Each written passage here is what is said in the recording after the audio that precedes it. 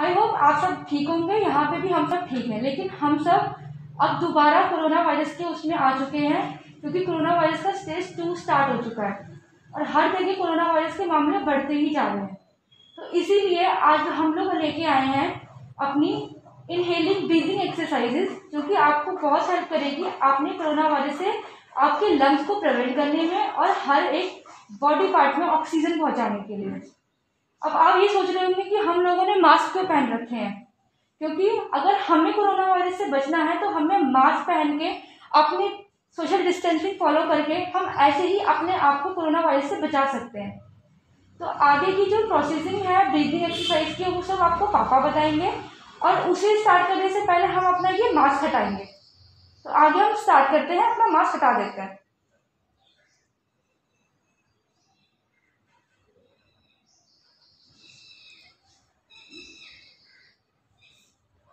राम सबको।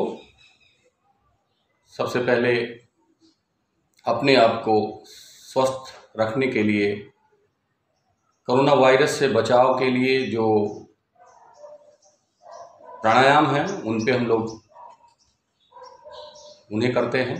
जो प्राणायाम हैं वो हैं, सबसे पहले तो हम बैठ जाएंगे सुखासन।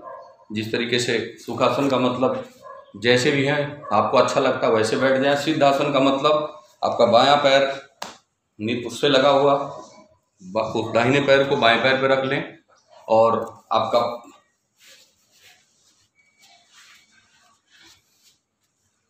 या इस तरीके से बैठ जाएं। सुखासन, सिद्धासन और पद्मासन, ये तीनों आसन में किसी भी तरीके से आप बैठ सकते हैं। और उसके बाद सबसे पहले जो हमें अपने लंग्स को मजबूत करने के लिए जो एक्सरसाइज है वो एक्सरसाइज है भस्त्रिका प्राणायाम। भस्त्रिका प्राणायाम में हमें करना क्या है, सांस लेना है, सांस छोड़ना है। ये 3 तरीके से कर सकते हैं अपनी एज, जैसे आपका एज ग्रुप है उसके हिसाब से। सबसे पहले मध्यम गति, सबसे पहले धीमी गति, मध्यम गति, तेज गति। तो आप तीनों तरीके से कर सकते हैं। हम लोग अभी जो करेंगे वो तेज गति से करेंगे, क्योंकि इस समय तेज गति से करने का समय आ गया है। ठीक है। और सबसे पहले प्रारंभ करते हैं भस्त्रिका प्राणायाम। इसमें सांस लेना है, सांस छोड़ना है। किस तरीके से, जैसे आप दौड़ते हैं, दौड़ते समय सांस तेजी में आपकी आती है और जाती है, उसी तरीके से आपको करना है। तो प्रारंभ करते हैं।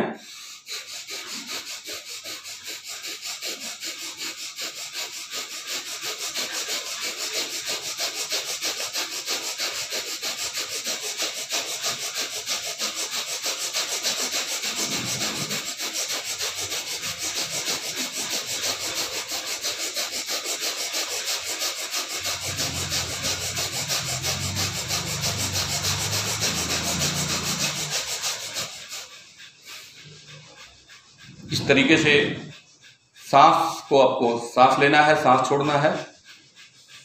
अपने फेफड़े की इलास्टिसिटी को बढ़ाना है। ज़्यादा से ज़्यादा ऑक्सीजन हमारी इस बॉडी के अंदर जाए, जिससे ऑक्सीजन की कमी हमारी इस किसी भी कोशिका या किसी भी बॉडी के अंदर, हमारे इस शरीर के अंदर ना रहे। जिस समय सांस लें, अंदर अंदर महसूस करें कि ब्रह्मांड की जितनी शक्तियां हैं, जो भी शुभ है, देवी देवताओं का आशीर्वाद है, वो हमारे अंदर प्राणवायु के रूप में, ऑक्सीजन के रूप में एक एक कोशिकाओं तक प्रवाहित हो रहा है।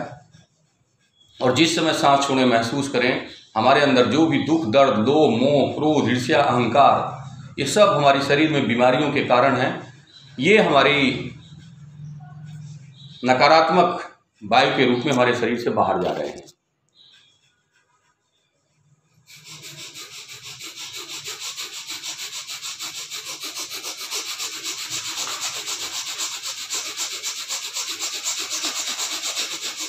ये था तेज गति, फिर मध्यम गति,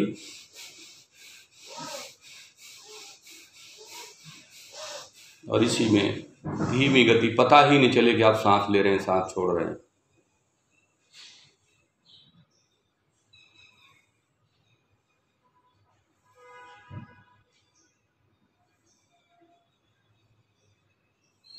इसको करने से हमारे फेफड़े की कैपेसिटी बढ़ती है।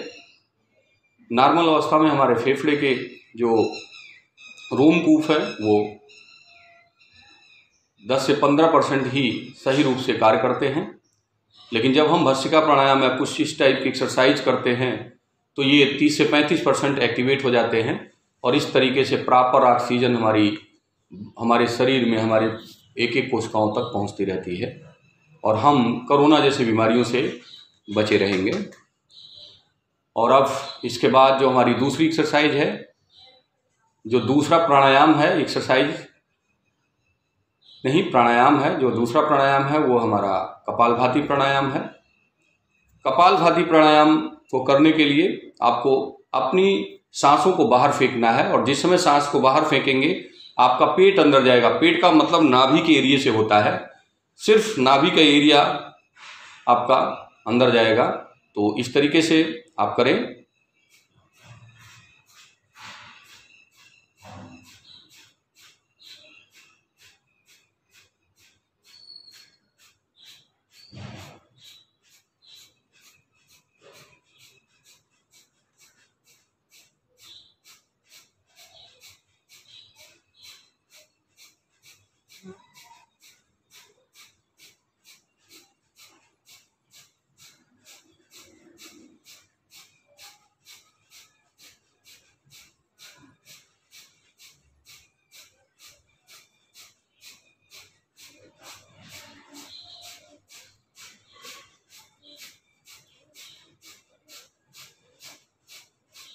इसको करते समय भी आप महसूस करें हमारे अंदर जो भी नकारात्मक चीज़ें हैं वो हमारे सांसों के माध्यम से बाहर जा रही हैं। इसको करने से हमारे जो 8 बंद हैं, पहला बंद आपका मूल बंद जो हमारे गुदा भाग में है, उसके बाद हमारा दूसरा बंद जो है वो स्वादिष्ठान चक्र, मतलब 8 चक्र हमारे शरीर के अंदर होते हैं जिससे हमारा शरीर पूरा कंट्रोल रहता है, वो है स्वादिष्ठान चक्र जो नाभि और गुदा भाग के बीच में है। और तीसरा चक्र हमारा मणिपुर चक्र जो नाभि के अंदर है। चौथा चक्र हमारा अनाहत चक्र जो नाभि और सीने के बीच का पेट का भाग है, अनाहत चक्र। मनस चक्र हमारे सीने के अंदर। उसके बाद आता है विशुद्धि चक्र हमारे गले के अंदर। आज्ञा चक्र हमारे मस्तक पर और सहस्रार चक्र हमारे इस एरिया में जहाँ जेंट्स लोग चुरकी रखते हैं।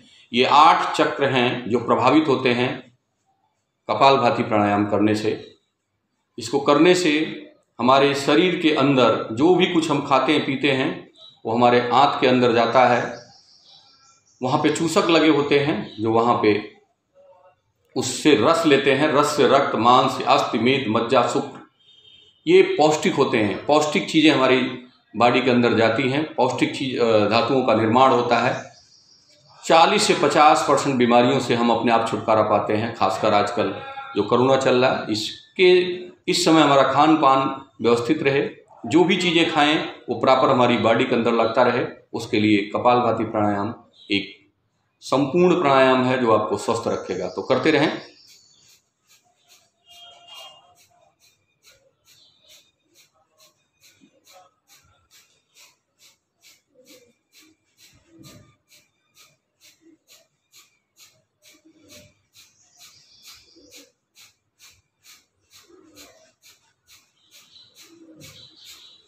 हमारी नाभि में 72,000 नस नाड़ियाँ हैं जो तरह तरह से हमारे शरीर के अंदर फैली हुई हैं। जब बच्चा माँ के पेट के अंदर होता है तो यही भाग है जिससे उसे भोजन मिलता है और यही भाग है जिससे उसे पौष्टिक चीज़ें मिलती हैं और बीमारियां भी अगर कोई दिक्कतें आती हैं तो भी यहीं से आती हैं। और जब हम लोग बड़े हो जाते हैं तो इस पे ध्यान नहीं देते, इस पे ध्यान देते रहें। जब आप इसको कपालभाति प्राणायाम करते हैं तो ये जागृत होना स्टार्ट होती है धीरे धीरे। जागृत का मतलब कुंडलनी, हमारे नाभि और हमारे गुदा भाग के बीच में कुंडलनी होती है। जो लोग इसे जागृत कर लेते हैं वो अपनी सारी इंद्रियों पे कंट्रोल करते हैं, उन्हें योगी जन कहा जाता है। अगर आप जिंदगी में कुछ हटके करना चाहते हैं, कुछ अलग दिखाई देना चाहते हैं तो अपनी इस कुंडलनी का जागरण करें और करते रहें कपालभाति प्राणायाम।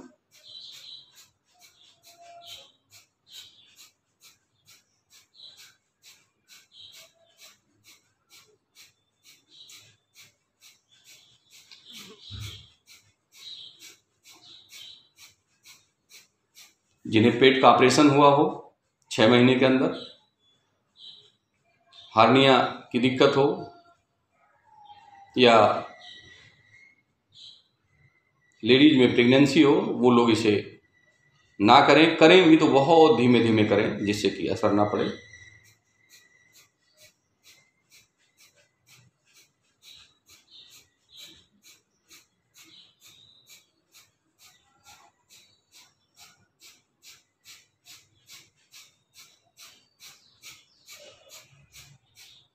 चलिए, इसके बाद आते हैं हमारा तीसरा प्राणायाम। उससे पहले एक चीज बताइए कि इसे कितनी देर तक हम कर सकते हैं? हाँ, बिल्कुल सही आपने कहा। इसकी अवधि है जो भस्त्रिका प्राणायाम हमारा 2.5 से 5 मिनट, कम से कम इतना समय हमें देना चाहिए भस्त्रिका प्राणायाम के लिए। और कम से कम 10 से 15 मिनट जो हमारा समय है वो होना चाहिए कपालभाति प्राणायाम के लिए। और जिस समय करें, सुबह करें, खाली पेट करने का प्रयास करें इसे। सुबह शाम कभी भी कर सकते हैं इसे। और इसके बाद अब करेंगे हम त्रिबंध, जिसे बोला जाता है मूल बंद। इसमें लगाएंगे 3 बंद, मूल बंद, उड्डयन बंद, जालंधर बंद। ये क्या होता है, इसको लगाने से हमारी जो शरीर के अंदर आयुर्वेद के अनुसार वात, पित्त, कफ, ये 3 त्रिदोष हैं। इन्हें त्रिदोष बोला गया, ये दोष नहीं है। ये हमारे शरीर को बैलेंस करके रखते हैं। अगर ये शरीर के अंदर बैलेंस हैं तो हमारा शरीर कभी भी रोगी नहीं होगा। तो इसको करने के लिए सबसे पहले सांस भरें। सांस को बाहर निकालते हुए सबसे पहले नीचे मूल बंद अपने मलमूत्र द्वार को ऊपर की तरफ खींचेंगे। नाभि को रीढ़ की हड्डी से लगाने का प्रयास, थोड़ी को लगाने अपने सीने से, और सांस को बाहर ही रोक के रखें। कम से कम 3 बार, 3 से 5 आवृत्ति से करनी चाहिए हमें।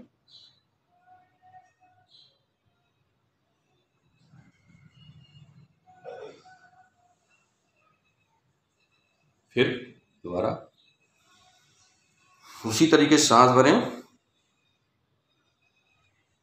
नीचे से मूल बंद, फिर नाभि में उड्डयन बंद, फिर ठोड़ी पे जालंधर बंद लगा के रोकें। और जिस समय खोलेंगे, वापस आएंगे, उसमें बंद उल्टा खुलता है। सबसे पहले ठोड़ी का बंद खुलेगा, जालंधर बंद, फिर नाभि का बंद खुलेगा, उड्डयन बंद, फिर नीचे का बंद खुलेगा, मूल बंद। ये 3 बंद हैं जो हमें लगाने हैं, तीसरी आवृत्ति।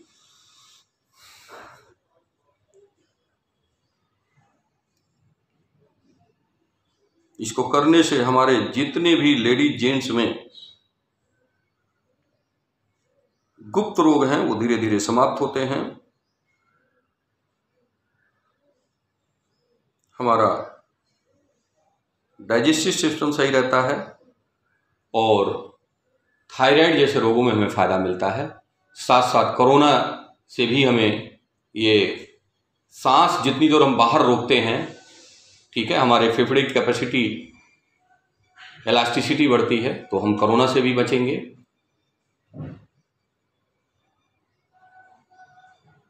प्राणायाम के टोटल 8 पार्ट हैं और अब हम आधा पार्ट आज, आधा पार्ट कल आपको, मतलब अगली वीडियो में हम लोग आपको बताएंगे किस तरीके से किया जाता है। तो अब इसके बाद हम आते हैं चौथे अपने प्राणायाम पे, और वो है उज्जयी प्राणायाम। उज्जयी प्राणायाम हमारे थायराइड जैसे रोगों के लिए है। तो इसमें जैसे गले को खींचते हुए जैसे कबूतर आवाज़ निकालता उस तरीके से निकालना है।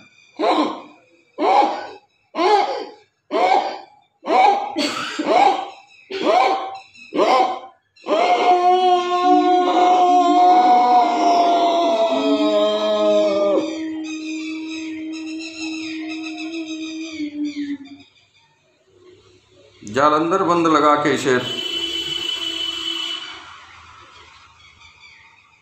30 सेकंड रोकने का प्रयास करें और फिर दाहिने अंगूठे की नासिका को बंद करते हुए अंगूठे से सांस को छोड़ दें।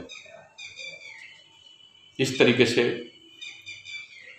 3 से 5 आवृत्ति से भी करनी चाहिए। और अगर किसी को करने में, जैसे गला खराब होता है तो करने में खांसी आनी स्टार्ट हो जाती है, तो उस समय क्या करें, आप सिर्फ जैसे रात में सोते समय खर्राटे भरते हैं उस तरीके से भी इसे कर सकते हैं। इसका एक बताते हैं किस तरीके करना है।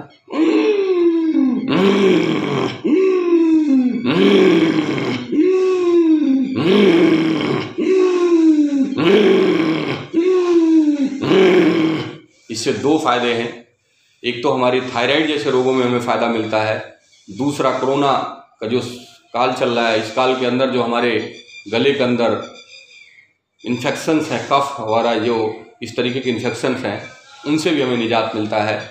तो आज का हमारा जो ये प्राणायाम का सेशन है ये यहीं पे समाप्त करेंगे। आगे कुछ चीज़ें हैं जो साक्षी जी आपको बताएंगी, बोलेंगी, आप उन्हें सुने और उसे फॉलो करें, तो हम लोग इस कोरोना से बचे रहेंगे। इस कोरोना की महामारी जो दूसरी लहर आई, जो दूसरी बार कोरोना ने अटैक किया है हमारे इस देश के अंदर, हमारे इस देश के लोगों को अपने आप को स्वस्थ रखते हुए इस लड़ाई को जीतना है और परिवार के हर सदस्य को इन चीज़ों को, प्राणायाम को करना चाहिए। आगे साक्षी। अगर आपको हमारा ये सेशन पसंद आया हो तो हमारे इस वीडियो को लाइक करना, शेयर करना और सब्सक्राइब करना मत भूलिएगा।